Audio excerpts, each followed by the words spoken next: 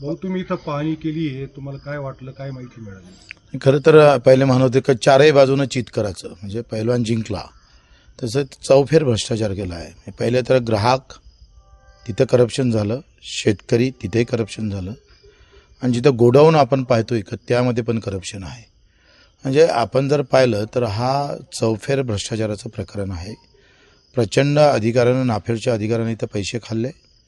साधी गोष्ट आहे, याच्यात तपासणी काय करायला पाहिजे तर नाफेडचा कांदा ज्या शेतकऱ्याकडून खरेदी दाखवला त्या सगळ्या शेतकऱ्याचे बयान घेऊन घ्यायचं तलाठी किंवा कृषी सेवकाकडून. ते यादी आपल्याकडे आहे, तिची तपासणी करून घ्यायची. हा 2 ते 3 दिवसाचा प्रश्न आहे, जे निकाली निघू शकतं.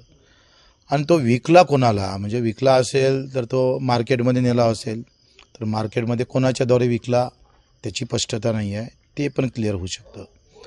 परंतु सरकारला फक्त योजना करप्शन करायसाठी करायचं काय, फक्त खाण्यासाठीच योजना केलेल्या करायचं आहे. त्याचं एक उत्तम उदाहरण म्हणजे एवढं मोठं गोडाऊन असून सुद्धा इथं एक कांदासुद्धा नाही आहे.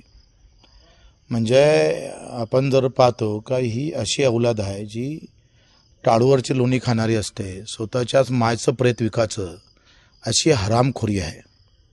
आणि त्याचा मंत्री पियुष गोयल आहे, जो महाराष्ट्रातून निवडून गेला. त्या पियुष गोयलला एकेरी भाषेत बोलतोय. त्या पियुष गोयलनं लगेच लक्ष घालावं, नाहीतर त्याच्या गाडीवर आणि कांदा फेकून त्याचं थोबाड लाल केल्याशिवाय राहणार नाही. याच्यावर त्यानं नियंत्रण घातलं पाहिजे.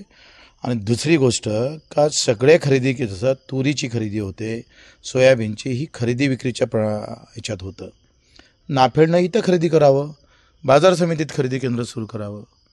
पण ही हरामी मुद्दामून करप्शनासाठी केलेला प्रकार आहे. यात पियुष गोयलनं जर लक्ष घातलं नाही तर मग आमचं आंदोलन नक्की.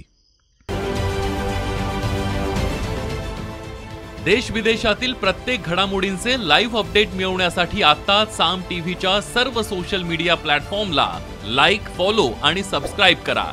तसंच सर्व नोटिफिकेशनसाठी बेल आयकॉन प्रेस करायला विसरू नका.